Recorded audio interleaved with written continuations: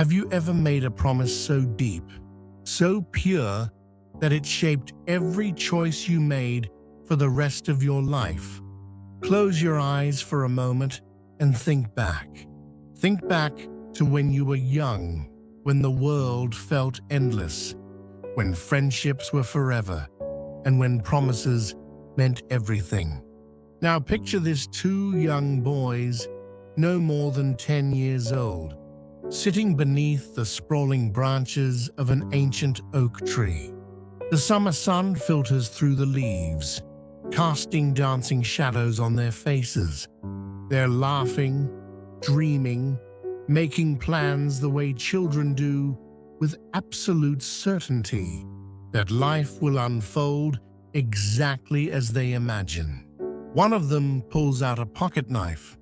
Together, they carve their initials into the rough bark, and then they make a vow, a simple, sacred vow, to return to this very spot when they're old men, to sit together and remember everything they've lived. But life, as we all know, rarely follows the path we chart in our youth. This is the story of Thomas and Edward, two boys who became men, two friends whose bond was tested by time, by war, by love, and by sacrifice. It's a story about the choices we make when no one is watching, about the quiet heroism of putting others before ourselves, about promises kept across a lifetime. This is Beneath the Old Oak Tree, and I promise you by the end of this story, you'll never look at friendship, love, or sacrifice the same way again. So settle in, pour yourself a cup of tea or coffee, and let me take you back to a simpler time, to a small town, and to a friendship that would define two lives in ways neither boy could have imagined. Chapter 1. Childhood Shadows. Our story begins in the early 1940s, in a small town nestled in the rolling hills of rural America.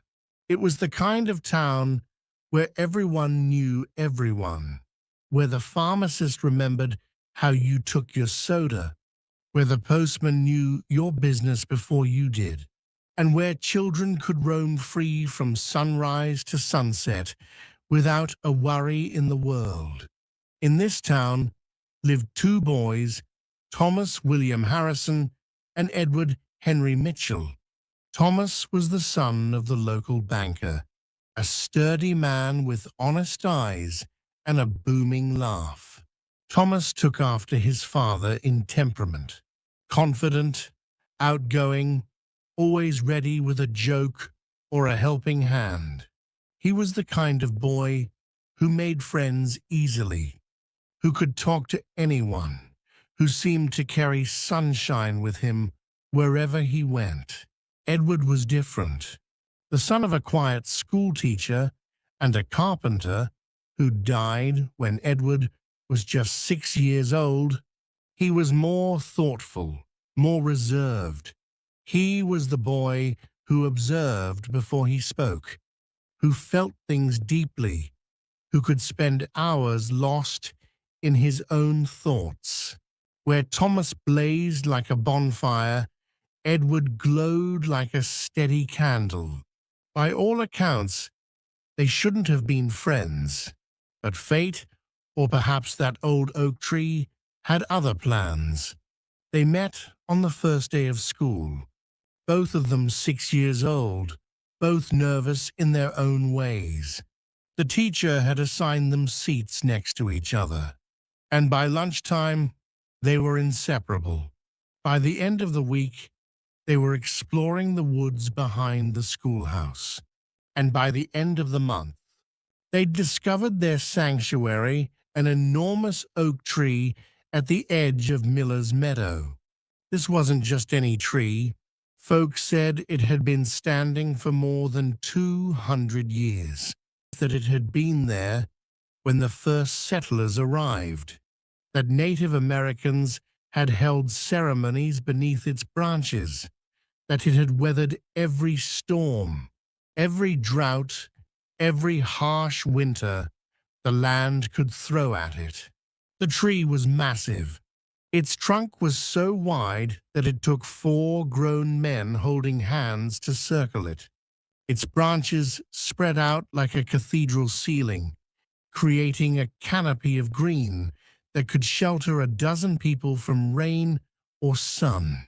And its roots, those ancient gnarled roots, twisted and turned above the ground, creating natural seats and hiding places that seemed designed for imaginative boys.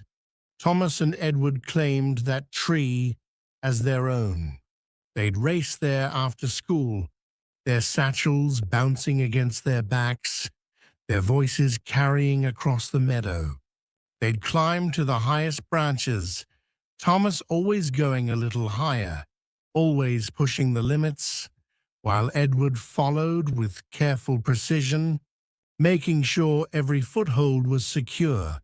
From up there, they could see the whole town, the white steeple of the church, the smoking chimney of the general store, the ribbon of road that led to the wider world beyond.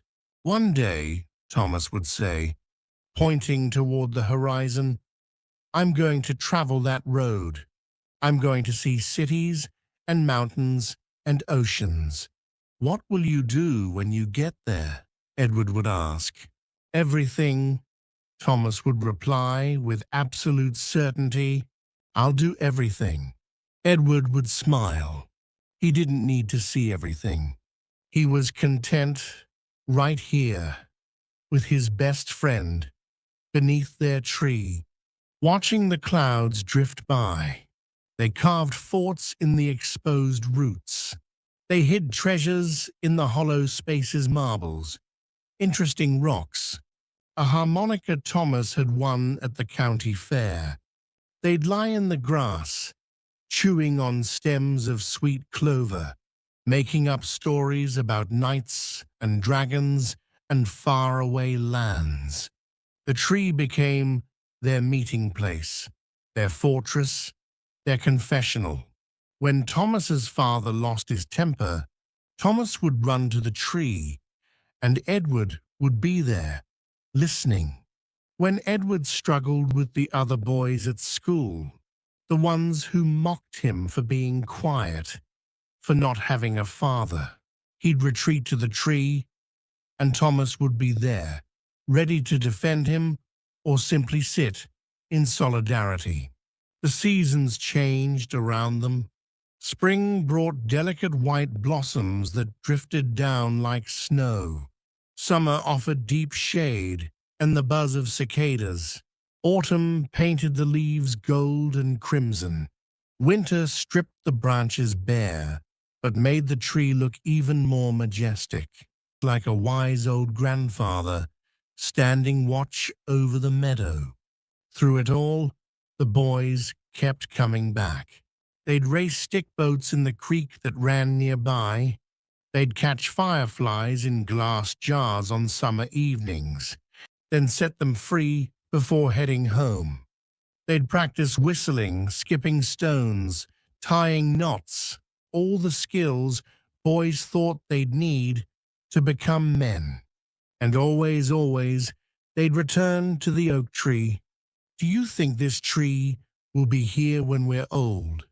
Edward asked one afternoon.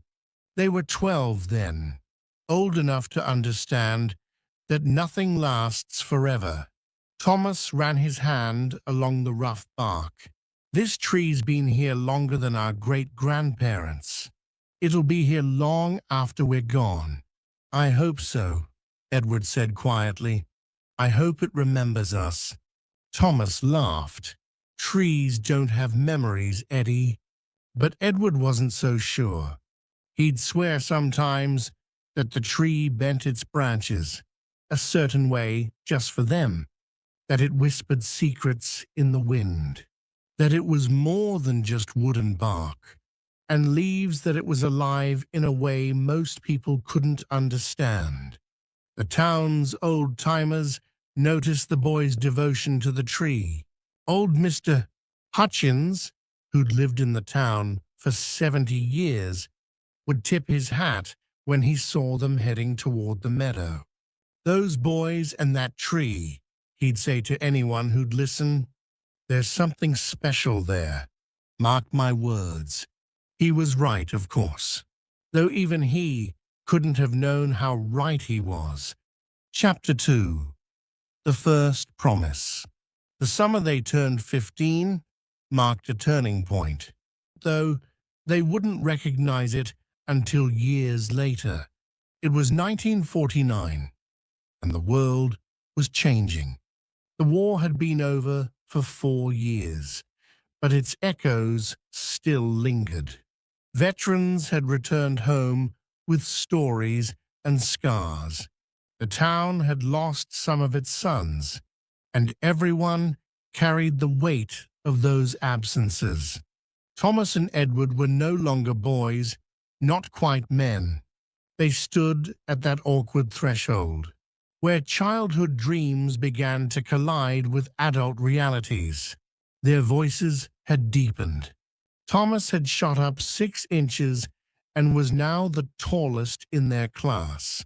Edward had filled out from helping his uncle with carpentry work, his hands calloused and capable, but the oak tree remained their constant. It was the first Saturday in August, one of those perfect summer days that seems designed to be remembered. The sky was impossibly blue, dotted with lazy clouds. The air smelled of honeysuckle and freshly cut hay. The meadow hummed with the sound of bees and grasshoppers. They'd packed a lunch, thick sandwiches of ham and cheese, apples from Thomas's mother's tree, and a canteen of sweet tea.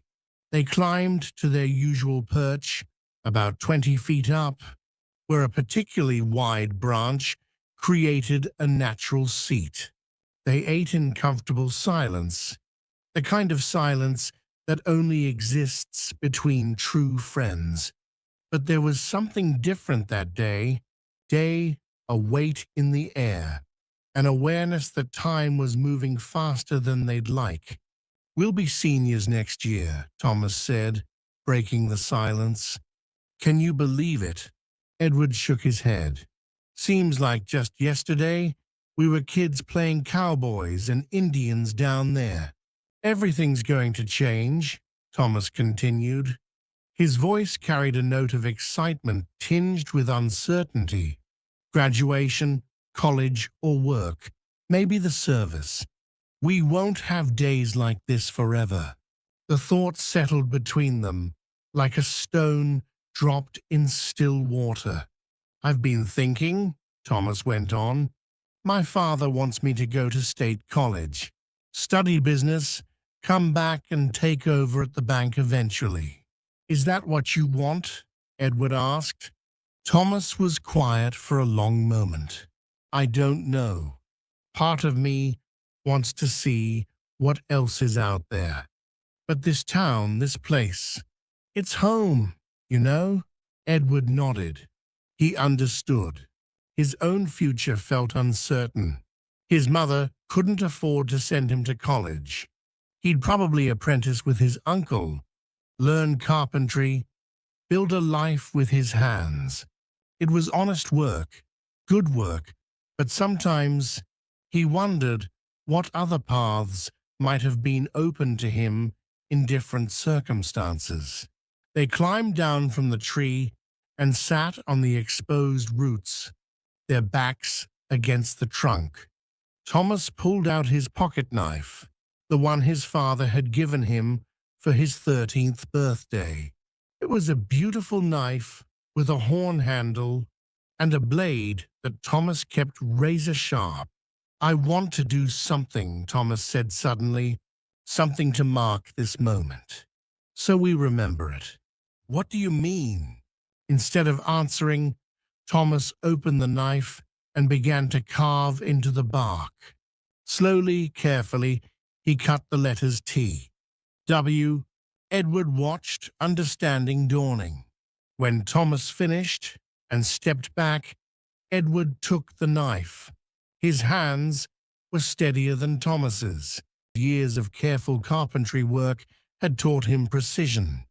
He carved his own initials beside Thomas's E. H. They stood back and looked at their work. The fresh cuts in the bark stood out pale against the dark wood. Two sets of initials side by side, marking their presence in the world. "There," Thomas said with satisfaction.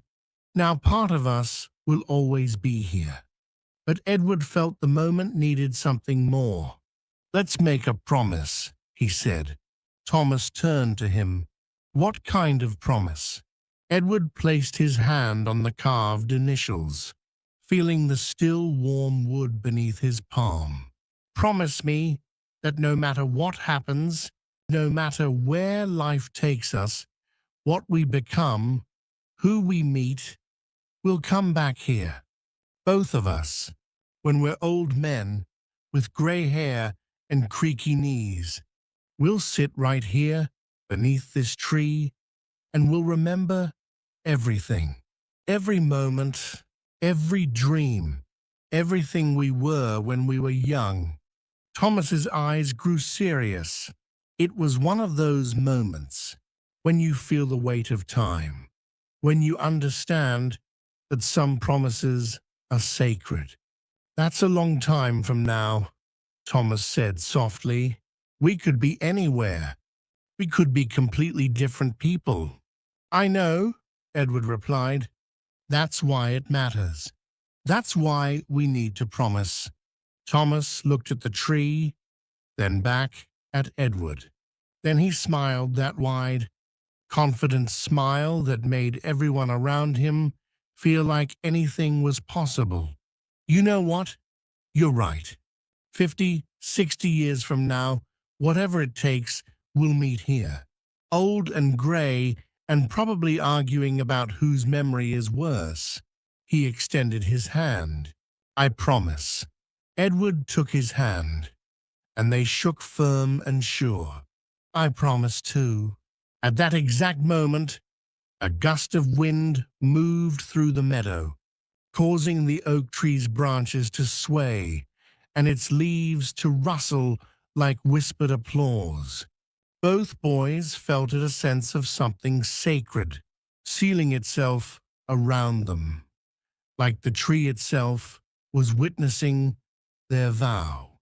They spent the rest of the afternoon there, talking about the future with the reckless optimism of youth. Thomas would travel the world, or maybe become a pilot, or perhaps run for mayor someday. Edward would build houses, beautiful houses that families would live in for generations. They'd stay friends forever. They'd stand up at each other's weddings. Their children would play together beneath this very tree. It all seemed so clear, so certain, so inevitable. As the sun began to set, painting the sky in shades of orange and pink, they reluctantly started the walk home. They turned back once to look at the tree, standing majestic and eternal in the fading light. 50 years, Thomas called out to it. "We'll be back."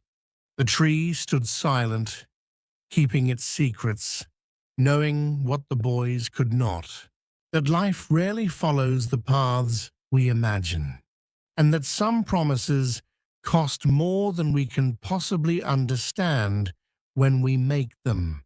But it would remember. The tree would always remember. Chapter 3: A Shared Love. Roseanne Fletcher arrived in town on a crisp September morning in 1950, just as Thomas and Edward were beginning their senior year. She came with her father, a doctor who'd accepted a position at the county hospital.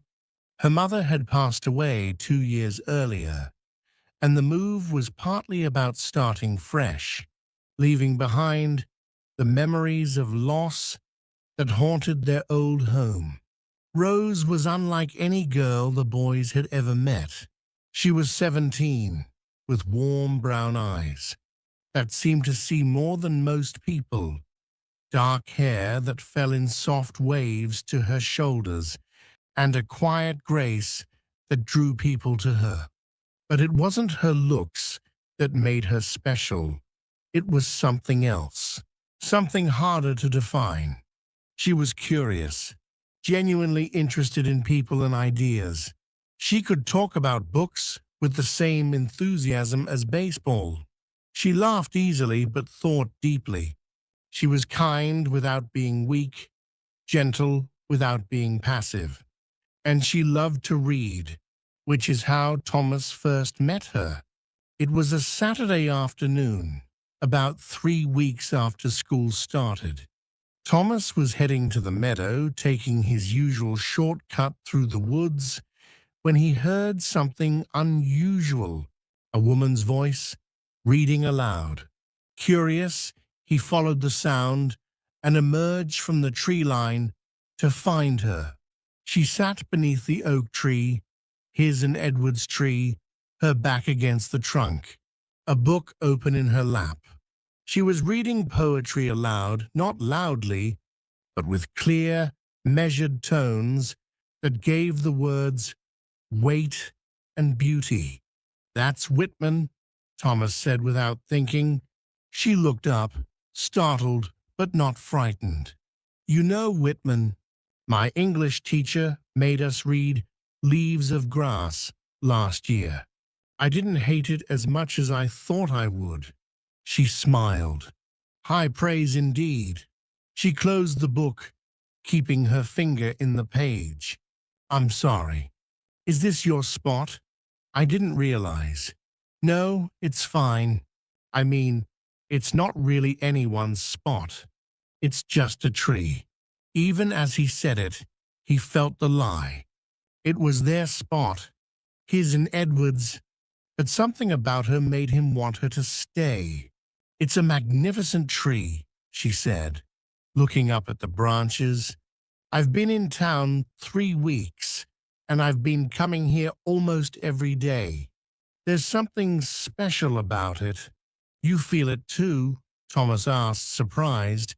"Feel what?" "I don't know. Like it's more than just a tree." She studied him for a moment, and Thomas felt seen in a way he'd rarely experienced. "Yes," she said simply. "I feel it too. That's how it started, that moment beneath the oak tree." They talked for over an hour about books, about the town, about her old home, and his dreams. When Thomas finally returned home for dinner, his mother commented that he seemed different somehow.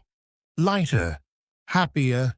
The next Saturday, Thomas brought Edward with him, half hoping she wouldn't be there, half hoping she would. She was. "Rose, this is Edward," Thomas introduced them. "Edward, this is Rose Fletcher. She's new in town." Edward had heard about the doctor's daughter, of course. The town wasn't that big, but he wasn't prepared for the impact of actually meeting her. She extended her hand, and when Edward took it, something shifted in his world. It wasn't just that she was pretty, though she was. It wasn't just her smile, though it was warm and genuine. It was the way she looked at him, really looked at him, like he mattered, like his thoughts and words had value. "Thomas tells me this is your special place," she said. "I hope I'm not intruding." "Not at all," Edward heard himself say. "Any friend of Thomas's is welcome here." And just like that, the three of them became inseparable. They fell into a rhythm over the following months. Saturdays beneath the oak tree became sacred. Sometimes they'd bring books and read aloud to each other. Sometimes they'd just talk for hours about everything and nothing. Rose challenged them intellectually in ways they'd never experienced. She'd studied Greek mythology and could recite Homer. She'd read philosophy and could debate ethics and morality, but she never made them feel stupid or less than. She was genuinely interested in their perspectives. Thomas, with his natural charisma, often dominated the conversations. He'd tell jokes that made Rose laugh until tears rolled down her cheeks. He'd share his grand plans and ambitions, and she'd listen with rapt attention, asking thoughtful questions that made him think more deeply about his own ideas. Edward, quieter by nature, often found himself simply listening, watching, noticing things. He noticed the way Rose's face lit up when Thomas entered a room. He noticed how she leaned toward Thomas when he spoke, how she touched his arm when she laughed at his jokes. He noticed how Thomas looked at her with wonder and growing affection, and he noticed his own heart breaking slowly, quietly, like ice cracking on a frozen pond. Edward had fallen in love with Rose Fletcher. It happened gradually, then all at once. It was in the way she remembered details about his carpentry work and asked thoughtful questions about it. It was how she brought him a book on architecture because she'd noticed his sketches. It was the way she saw him, really saw him, when so many people overlooked him in favor of Thomas's brightness. One afternoon in late November, after Rose had left to help her father with something, Thomas turned to Edward with a serious expression. "Eddie, I need to tell you something." Edward's stomach clenched. He already knew what Thomas was going to say. "I think I'm in love with her," Thomas said, his voice full of wonder and fear. "With Rose, I've never felt like this before. When I'm with her, everything makes sense. When I'm not with her, all I do is think about her." Edward forced himself to smile. "She's special. Do you think she might feel the same way about me?"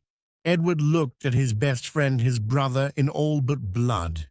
Thomas's eyes were bright with hope and vulnerability.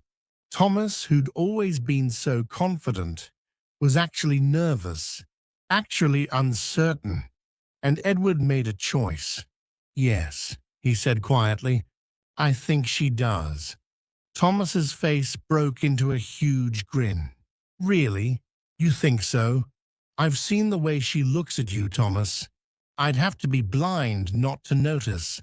It was the truth, but it was also a knife in Edward's heart. That night, Edward lay in his bed, staring at the ceiling. He thought about Rose's smile, her laugh, the way she made him feel less alone in the world. He thought about the life he'd imagined, just for a moment. A life where she was his, where they built something together. But he also thought about Thomas, his best friend since they were 6 years old. Thomas, who'd always been there for him, who'd defended him from bullies, who'd shared everything he had, who'd made that promise beneath the oak tree. What kind of person would Edward be if he stood in the way of his best friend's happiness?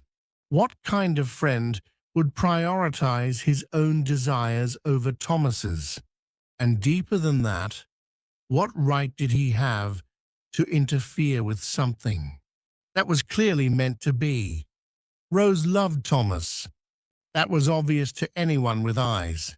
She liked Edward, certainly, valued his friendship, but her heart belonged to Thomas. Edward made his decision that night, lying alone in the dark. He would step back. He would support them. He would carry his love for Rose silently, privately, without ever letting it poison their friendship or disturb their happiness. It was the hardest decision he'd ever made. It would also be the defining decision of his life. Over the next few months, Edward quietly withdrew. Not dramatically, he was too subtle for that. He still joined them on Saturdays, but he'd often find reasons to leave early. He encouraged Thomas to walk Rose home alone. He praised Thomas's qualities to Rose when Thomas wasn't around. He played matchmaker to his own heartbreak. By spring, Thomas and Rose were courting officially. Her father approved of Thomas the banker's son, confident and capable, with a bright future ahead. They'd sit beneath the oak tree, and Edward would watch them fall deeper in love, his own heart breaking a little more each day. But he smiled. He encouraged. He celebrated their joy, because that's what love does sometimes. Real love, the kind that asks nothing and gives everything. Rose sometimes looked at Edward with a curious expression, as if she sensed something beneath the surface. Once she asked him, "Are you happy, Edward?" "Yes," he lied. "I'm happy for both of you." She studied him for a long moment, then nodded, but something in her eyes suggested she didn't quite believe him. The oak tree stood witness to it all. The laughter and the longing, the joy and the sacrifice. It sheltered all three of them beneath its branches, holding their secrets in its ancient heart. And Edward's love, unspoken, unacknowledged, became part of that tree's legacy. Silent, enduring, forever hidden in plain sight. Chapter 4. A Quiet Sacrifice. The summer of 1951 arrived with a heat that seemed to match the intensity of emotions swirling through Edward's life. Thomas and Rose had been courting seriously for 8 months now.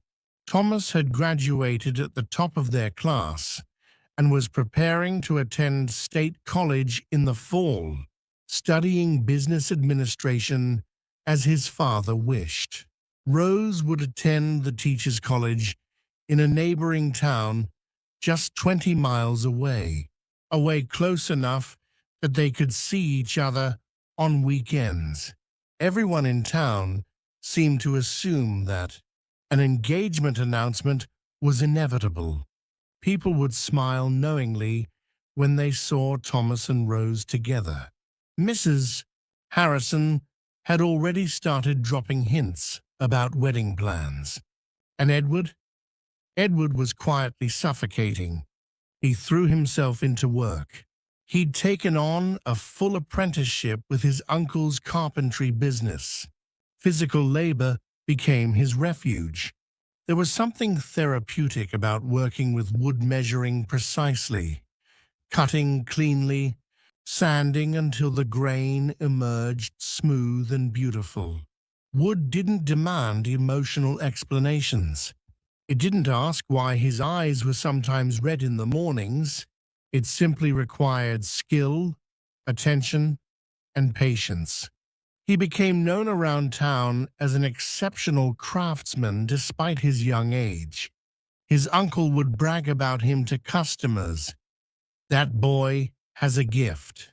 Works like a man possessed." If only his uncle knew what was actually possessing him. The three of them still met beneath the oak tree most Saturdays, though the dynamic had shifted irrevocably. Thomas and Rose would sit close together, sometimes holding hands, their bodies naturally gravitating toward each other. Edward would position himself a respectful distance away, often pretending to be absorbed in whittling or sketching. He became an expert at the silent exit. He developed a repertoire of excuses. "I promised my uncle I'd finish that cabinet today. My mother needs help with something. I just remembered an errand I need to run." Thomas would protest, "Stay, Eddie. We barely see you anymore." but never very hard. He was too wrapped up in Rose to notice the patterns, the careful choreography of Edward's withdrawal. But Rose noticed. One Saturday in July, Thomas had been called away suddenly. His father needed him at the bank for some urgent matter. It was the first time Edward and Rose had been alone beneath the oak tree since that very first day when Thomas had introduced them. They sat in awkward silence for a few moments. Edward was acutely aware of her presence, the scent of lavender she wore, the way the dappled sunlight caught in her hair, the gentle rise and fall of her breathing. "Edward," she said finally, her voice soft but direct, "why do you keep leaving? I don't know what you mean." "Yes, you do." She turned to face him fully. "Every Saturday, you find an excuse to leave early. Sometimes you don't come at all. And even when you're here, you're not really here. You're somewhere else, somewhere far away." Edward kept his eyes on the piece of wood he was whittling. "I've just been busy. The carpentry work." "Don't," she interrupted gently. "Please don't lie to me. I deserve better than that. We deserve better than that." The "we" hung in the air between them. Edward's hands stilled on his knife. "Thomas is my best friend," he said quietly. "He's been my best friend since we were 6 years old. I know. He's a good man. The best man I know. I know that too. And he loves you. Completely. The way you deserve to be loved. Edward, he can give you everything." Edward continued, his voice steady despite the pain underneath. "A good home, a good life. He's going to be successful. He's going to make you happy. I can see it. Anyone can see it." Rose was quiet for a long moment. When she spoke again, her voice was almost a whisper. "And what about you?" "Me?" Edward forced a smile. "I'm just fine." "Are you?" He finally looked at her then, really looked at her. Her eyes were kind and sad and knowing all at once. "I'm exactly where I need to be," he said. "Thomas is my brother in everything but blood. His happiness is my happiness." That's a very noble thing to say. It's not about being noble. It's about being his friend. Rose reached out and placed her hand over his. The touch was gentle, sympathetic, and absolutely devastating. "You don't have to sacrifice yourself, Edward." "I'm not sacrificing anything," he lied. "I'm just stepping aside so the right things can happen." "And you think you're not the right thing?" Edward carefully moved his hand away, stood up, and brushed off his trousers. "I think Thomas is the right thing for you, and you're the right thing for him, and I think that's all that matters." "Edward, I should go," he said, gathering his things. "I told my uncle I'd help him with something. It was a lie." They both knew it was a lie. As Edward walked away, Rose called after him, "You're a good man, Edward Mitchell, a better man than you know." He didn't turn around. If he turned around, if he saw her face, he might break. He might tell her everything. He might beg her to choose him instead. And he couldn't do that to Thomas. He wouldn't. The engagement announcement came in August, just before Thomas left for college. Edward was working on a house frame across town when Thomas found him.